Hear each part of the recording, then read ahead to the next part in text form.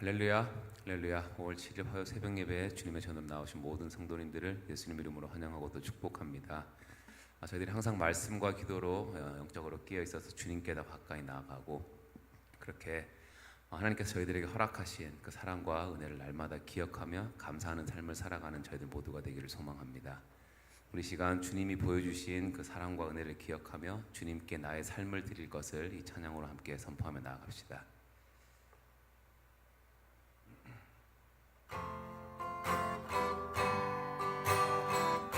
오직 주의 사랑에 매여, 오직 주의 사랑에 매여 내 영 기뻐 노래합니다. 이 소명의 언덕 기쁨의 땅에서 주께 사랑드립니다. 주의 임재 안에 갇혀 내 영 기뻐 찬양합니다.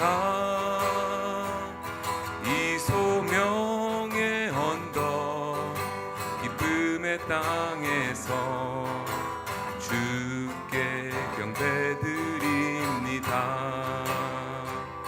주께서 주신 모든 나는 말할 수 없네. 내 영혼 즐거이 주 따르렵니다. 주께 내 삶 드립니다. 오직 주의 사랑에 매여, 오직 주의 사랑에 매여 내 영 기뻐 노래합니다. 이 소망의 언덕 기쁨의 땅에서 주께 사랑드립니다. 오직 주의 임재 안에 갇혀 내 영 기뻐 찬양합니다. 소명의 언덕 기쁨의 땅에서 주께 경배드립니다. 주께서 주신 모든 은혜 나는 말할 수 없네. 내 영혼 즐거이 따르렵니다. 주께 내 삶 드립니다. 주께서 주신 모든 은혜, 주께서 주신 모든 은혜 나는 말할 수 없네. 내 영혼 즐거이 주 따르렵니다. 주께 내 삶 드립니다. 내 영혼 즐거이 주 따르렵니다. 내 영혼 즐거이 주 따르렵니다. 주께 내 삶 드립니다.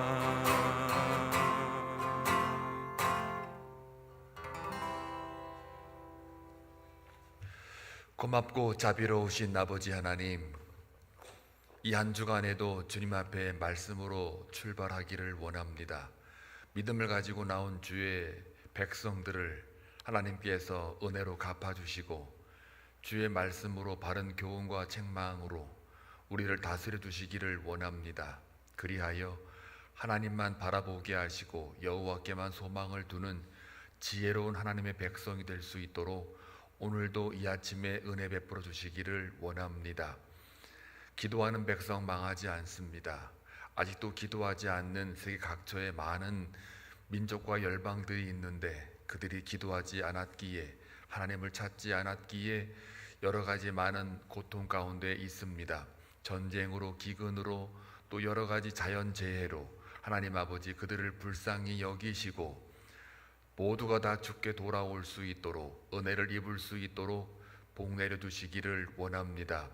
그것을 위하여 한비장로 교회가 무엇을 해야 할지 이 엘몬트에 있는 죽어가는 많은 영혼들을 맡기셨사오니 그 소명을 감당할 수 있도록 우리들에게 기름을 부어주시고 한비장로 교회가 이곳에서 구원의 방주 역할 잘 감당할 수 있는 교회가 될 수 있도록 특별히 그것을 위하여 비전 153을 세웠사오니 하나님 주신 비전이라 믿고 그 믿음 가지고 나아갑니다.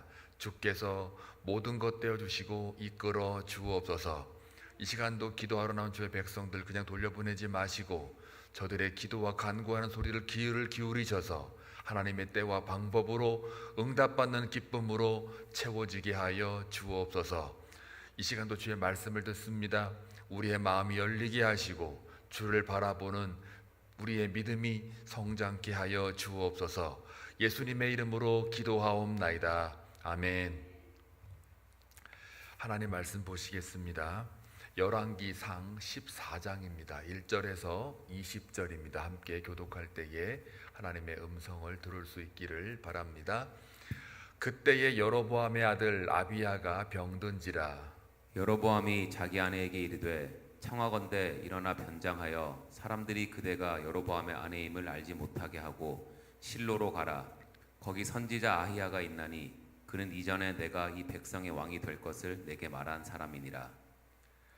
그대의 손에 떡 10개와 과자와 꿀 한 병을 가지고 그에게로 가라. 그가 그대에게 이 아이가 어떻게 될지를 알게 하리라.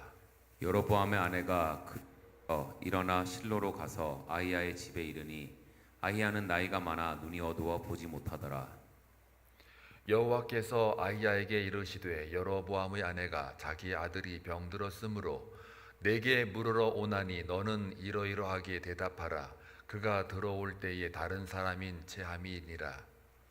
그가 문으로 들어올 때에 아히야가 그 발소리를 듣고 말하되 여로보암의 아내여 들어오라. 내가 어찌하여 다른 사람인 채 하느냐. 내가 명령을 받아 흉한 일을 내게 전하리니 가서 여로보암에게 말하라. 이스라엘의 하나님 여호와의 말씀이 내가 너를 백성 중에서 들어 내 백성 이스라엘의 주권자가 되게 하고 나라를 다윗의 집에서 찢어내어 내게 주었거늘 너는 내 종 다윗이 내 명령을 지켜 전심으로 나를 따르며 나 보기에 정직한 일만 행하였음과 같지 아니하고 내 이전 사람들보다도 더 악을 행하고 가서 너를 위하여 다른 신을 만들며 우상을 부어 만들어 나를 노엽게 하고 나를 내 등 뒤에 버렸도다. 그러므로 내가 여로보암의 집에 재앙을 내려 여로보암에게 속한 사내는 이스라엘 가운데 매인자나 노인자나 다 끊어버리되 거름더미를 쓸어버림 같이 여로보암의 집을 맑게 쓸어버릴지라. 여로보암에게 속한 자가 성읍에서 죽은 즉 개가 먹고 들에서 죽은즉 공중의 새가 먹으리니 이는 여호와께서 말씀하셨음이니라 하셨나니 너는 일어나 내 집으로 가라. 내 발이 성읍에 들어갈 때에 그 아이가 죽을지라. 온 이스라엘이 그를 위하여 슬퍼하며 장사하려니와 여로보암에게 속한 자는 오직 이 아이만 묘실에 들어가리니 이는 여로보암의 집 가운데서 그가 이스라엘 하나님 여호와를 향하여 선한 뜻을 품었음이니라. 여호와께서 이스라엘 위에 한 왕을 일으키신즉 그가 그날에 여로보암의 집을 끊어버리리라. 언제냐 하니 곧 이제라. 여호와께서 이스라엘을 쳐서 물에서 흔들리는 갈대같이 되게 하시고 이스라엘을 그의 조상들에게 주신 이 좋은 땅에서 뽑아 그들을 강 너머로 흩으시리니 그들이 아셀의 상을 만들어 여호와를 진노하게 하였음이니라. 여호와께서 여로보암의 죄로 말미암아 이스라엘을 버리시니 이는 그도 범죄하고 이스라엘로 범죄하게 하였음이니라 하니라. 여로보암의 아내가 일어나 디르사로 돌아가서 집 문지방에 이를 때에 그 아이가 죽은지라. 온 이스라엘이 그를 장사하고 그를 위하여 슬퍼하니 여호와께서 그의 종 선지자 아히야를 통하여 하신 말씀과 같이 되었더라. 여로보암의 그 남은 행적 곧 그가 어떻게 싸웠는지와 어떻게 다스렸는지는 이스라엘 왕 역대 지략에 기록되니라. 다 같이 여로보암이 왕이 된 지 22년이라. 그가 그의 조상들과 함께 잠에 그의 아들 나답이 대신하여 왕이 되니라. 긴 문장인데요. 1절부터 20절까지 여로보암에 대한 결과를 이야기하고 있습니다. 여로보암은 이스라엘 왕이 된 사람인데 아이야 선지자라고 하는 그 남유다의 선지자가 왕이 될 거라고 이미 예언한 바가 있습니다. 그러니까 여로보암은 사실 솔로몬의 직계 왕손은 아닙니다. 그냥 일반 사람인데 왕이 됐습니다. 그가 잘난 것도 아니고 그가 뭐 전략적으로 세워가지고 나라를 빼앗은 것도 아니고 그저 아이야의 선지자의 입을 통해서 자기 겉옷 12조각을 찢어서 그 10조각을 그 여로보암에게 주면서 이것이 바로 네가 왕이 될 하나의 상이다라고 하는 것을 예언한 바가 있지요. 그러니까 왕이 된 것은 그의 어떤 출중함이 아니라 여호와 하나님의 예언된 말씀에 의해서 하나님이 세우신 왕이 여로보암입니다. 르호보암이야 왕손이기 때문에 자동으로 솔로몬이 죽으면 왕이 되는 것은 뭐 우리가 다 알고 있지만 일반적인 상식이죠. 그런데 여로보암은 일반 상식을 넘어서 하나님이 전적으로 그를 왕을 세우신 그 하나님이 세우신 것 그 은혜 때문에 여로보암이 왕이 된 겁니다. 그런데 그렇게 왕이 된 이후에 여로보암이 한 행동들을 보게 되면 큰 범죄가 있지요. 하나는 우상 숭배를 한 겁니다. 이 남유다의 예루살렘 성전에서 제단을 쌓는 것이 북이스라엘에 있는 쪽에는 거리도 멀고 이러니까 아마 최남단에 있는 베델과 제일 북쪽에 있는 단이라고 하는 곳에서 두 곳에다가 산당을 짓고 금송아지를 만들어서 이 금송아지가 너희들을 애굽으로부터 끌어내온 인도해낸 여호와 하나님이다라고 그렇게 선언하고 이제 남유다 예루살렘을 가지 못하게 하면서 산당에서 제단을 쌓으라 이렇게 명령을 했습니다. 그리고 나서 그 산당을 지키고 인도하는 사람들, 즉 레위 지파에게만 해당되는 그 업무를 일반 사람들에게도, 그러니까 레위 사람을 택하지 않고 다른 사람들까지도 전부 다 산당을 맡겼단 말이죠. 그러니까 하나님의 명령과 규례와 율례를 지키라 했건만은 그걸 지키지 않고 자기 마음대로 합니다. 심지어 산당에 우상 만들어 놓고 이게 하나님이다 라고 한 거예요. 이게 다 뭐가 되냐면요, 9절에 보면은 내 이전 사람들보다도 더 악을 행하고 가서 누구를 위하여? 너를 위하여 다른 신을 만들며. 우상이라는 거는 다 하나님을 위한 게 아니라 자기 자신을 위하여, 사람을 위하여 무언가를 하는 모든 행동들은 다 우상이라고 분명히 성경은 말합니다. 너를 위하여, 그러니까 산당을 짓고 금송아지 만들고 이 모든 것들이 다 뭐예요? 너를 위하여, 자기를 위하여, 사람을 위하여 만들어낸 것이죠. 자, 이렇게 큰 범죄를 저지르고 나니까 오늘 1절 보십시오. 그때에 라는 말이 나오죠. 그때가 어느 때냐면 지금 제가 언급한 그 내용들입니다.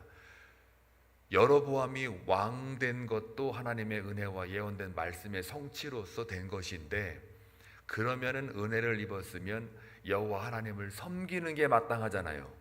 그런데 섬기지 않고 그때에, 즉 제가 지금 바로 언급한 우상 숭배를 위해서 금송아지 만들고 레위 지파에게만 그 성전 일을 도모하게 만들어야 되는데 그 산당을 이끌어가는 모든 사람들을 레위 지파가 아닌 다른 사람을 세웠다. 이 얘기가 뭐냐면 하나님의 말씀에 불순종한다. 여호와의 율례와 법도와 명령이 분명히 있건만은 자기 의미대로 자기를 위하여 다른 사람을 세웠다라는 이야기입니다. 그게 바로 그때입니다. 가장 타락을 지금 타락의 길로 가고 있는 그때에 그 다음 여로보암의 아들 누가 병들어요? 아비야가 병들어요. 여러분, 이스라엘 고대 근동에 이 시기에 사람이 뭐 병들었다라는 얘기는 뭐 감기 걸렸다, 아니면 요즘에 조금 뭐 허리가 아프다, 아니면 잠깐 뭐 좀 알아 누웠다 몸살 났다, 그때 그런 걸 가지고 병들었다고 기록하지 않습니다. 고대 근동의 모든 문헌들은 누구누구가 만약에 병들었다라고 하면 그거는 살지 못하는 병을 걸렸을 때 병들었다라고 하는 겁니다. 요걸 잘 감안해서 오늘 이 본문을 들여다보면 아비야, 그의 아들이죠, 아비야가 병들었다라는 얘기는 중병인 거예요. 이 당시에 이 아들을 살릴 수 없는 병에 걸렸다라는 말입니다. 그러면 이쯤 되면은 여호와께 돌아오는 게 상책이죠. 여호와께 기도하는 게 가장 유일한 살 길이죠. 하나님 앞에 나와 예배하는 게 가장 유일한 길입니다. 제단에 뿔을 잡고 기도하는 게 가장 중요한 일인데, 왜요? 자기가 왕 될 자격이 없는데 하나님의 말씀, 계시에 의해서 그 아이야 선지자를 통해서 자기가 왕 세웠다라고 하면은, 아, 이건 내가 왕 된 게 내 실력이 아니고 하나님의 은혜로 되었구나라고 하였을 적에, 자기가 그렇게 우상을 숭배하고 레위 지파가 아닌 사람들을 세웠을 그 범죄함 속에 이때 자기의 아들 아비야가 병들었다, 죽을 병에 걸렸다 그러면은 돌아오는 게 상책인데요. 돌아옵니까? 안 돌아오죠. 안 돌아와요. 이해가 안 되죠. 여러분들도, 저도 이해가 안 되는데요. 근데 꼭 우리가 이렇게 하고 있어요. 분명히 하나님의 계시의 말씀, 성경을 우리가 갖고 있잖아요. 그런데 그 말씀을 읽어도 그 말씀이 나한테 적용함에 있어서 다 자기가 골라갖고 나에게 딱 맞는 말씀만 찾아드는 거는 기가 막히게 잘하는데, 자기에 대하여 하나님의 말씀의 어떤 심판에 대한 선언을 이야기할 때는 이건 내 말이 아니야, 제 말이야, 이렇게 되는 거예요. 자, 근데 또 하나 희한한 건 뭐냐면 2절 보실까요? 여로보암이 자기 아내에게 이르되 청하건대 일어나 변장하여 사람들이 그대가 여로보암의 아내임을 알지 못하게 하고 실로로 가라. 거기 선지자 아이야가 있나니 그는 이전에 내가 이 백성의 왕이 될 것을 내게 말한 사람이다. 여러분 생각해 보세요. 산당을 만들어 놓고 금송아지 만들어 놓고 이게 여호와 하나님이다, 너희들을 애굽에서부터 끌어낸 여호와 야훼다라고, 하나님이라고 왕의 관점에서 왕의 어떤 권위 가지고 이스라엘 백성들에게 선포했어요. 그러면 자기도 중병 걸린 아들을 살려내기 위해서 진짜 거기가 하나님이라면, 자기가 선언했으면 어떻게 해요? 아들을 데리고 산당에 가야죠. 진짜 그게 하나님이라면. 애굽으로부터 이끌어낸 그 금송아지가 하나님이라고 자기가 선언했잖아요, 백성들 앞에. 그러면 거기로 가야죠. 근데 왜 아이야한테, 그것도 변장해가지고 자기 아내한테 시켜가지고 몰래 보냅니까? 왜 그럴까요? 왜 몰래 변장해서 보냈을까요? 남들이 알면 웃음거리 되는 거죠. 체면 말이 아니게 되죠. 사람들, 백성들한테는 자기가 왕으로서 권위 가지고 여기 산당에 있는 금송아지가 우리 하나님이다 라고 말을 했잖아요. 그럼 하나님한테 가야 정상인데 몰래 변장한 이유는 그게 가짜라는 거죠. 그게 가짜라는 걸 자기가 아는 거죠. 그리고 생각해 보니까 자기가 왕이 될 상이 아닌데, 왕손도 아닌데 나를 왕으로 예언한 아이야가 생각이 나죠. 야, 이거 신통하다 이거예요. 딱 맞춘 거죠. 전께라고 본다면. 그러니까 신기하니까 몰래 그 변장해가지고 자기 아내를 이렇게 변장해가지고 어떻게 해요? 아이야에게 보내는 거 아니에요. 이 아들을 살려달라고. 어떻게 하면 좋겠냐고. 그러니까요, 이 왕도, 이 여로보암도 자기가 만든 금송아지가 가짜라는 거를 알아요, 몰라요? 아는 거예요. 진짜가 어딘지를 알면서도 자기를 위하여 우상을 만들었다는 게 증명이 되지 않습니까? 우리 그리스도인들은 하나님 말씀 외에는 세상의 어떠한 가치와 보상을 귀담아 들으시면 안 돼요. 거긴 다 가짜예요. 이 땅 잘 먹고 잘 살자, 이 땅이 만약에 영생으로 간다 그러면은 제가 복음도 안 전해요. 그런데 이 생은 딱 정해져 있어요. 그냥 하나님의 나라를 우리가 누리기 위해서, 쟁취하기 위해서, 영생을 맛보기 위한 잠깐 이 생을 통해서 하나님이 주신, 하나님을 알아가는 그 과정이 인생이에요. 하나님을 우리로부터 이렇게 알게 한 이유는 이 인생을 통해서 하나님을 좀 더 가까이 나아가는 훈련을 쌓는 거거든요. 그때는 고난도 줄 수 있고 병들게 할 수도 있고 또 어려움에 처할 수도 있고 고통을 줄 수도 있어요. 그런데 그 모든 현상들에 매이지 않고 그 본질에 하나님을 향하여 소망을 딱 두면, 그러면 이 모든 것들이 다 하나님을 알게 하기 위한 하나의 장치들이에요. 그냥 현장일 뿐이에요. 이거를 아는 것과 모르는 것은 생명과 사망의 갈림길에 서 있어요. 복과 저주의 갈림길이에요. 오늘 여기 여로보암이 자기가 왕된 것에 대하여 하나님의 은혜로다라고 했으면 하나님께 나아가야 되는데요. 나아가지 못하고 우상을 만들고 또 명령을 어기고 더 악한 일을 행했다라고 오늘 9절에서 분명히 이야기하고 있지 않습니까? 누굴 위하여? 자기를 위하여. 그리고 막상 자기 아들이 죽을 병에 걸렸으니까, 그러면은 자기도 가짜라는 걸 아니까 산당을 가지 않지요. 금송아지 앞에 아들을 내려놓지 않지요. 변장해가지고 아이한테 찾아가서 이걸 어떻게 하면 좋겠냐라고 물어보면 어떻겠냐. 여러분, 이거야말로 또 하나의 하나님 앞에 불순종이에요. 아이야는 하나님의 계시를 받아서 전달한 사람에 불과해요. 아이야란 선지자가 자기 옷을 새 옷이었거든요. 그 겉옷을 찢어서 10개를 자기한테 줬을 때 네가 왕이 될 거야 라고 하는 하나님의 예언된 말씀이 이제 성취가 되었으면, 그러면 옷을 찢어서 10조각을 자기가 받는 순간 아이야가 신으로 보이면 안 돼요. 영험한 사람으로 보이는 게 아니에요. 그 사람은 단지 하나님의 말씀, 계시를 유통하는 하나의 통로에 불과한 거예요.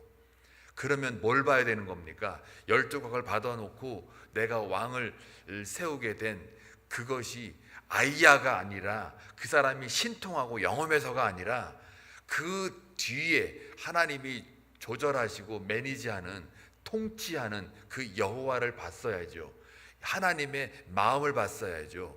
하나님이 은혜를 베푸는 그 마음, 이 여로보암이 그걸 봤더라면 절대 그 사람은 왕이 돼가지고 하나님을 쫓았을 겁니다. 절대 우상을 만들지 않았을 거예요. 그런데 이 여로보암은 아이야만 보이고 아이야를 통하여 일하시는 그 하나님을 보지 못하는 거예요. 우리도 그렇지 않습니까?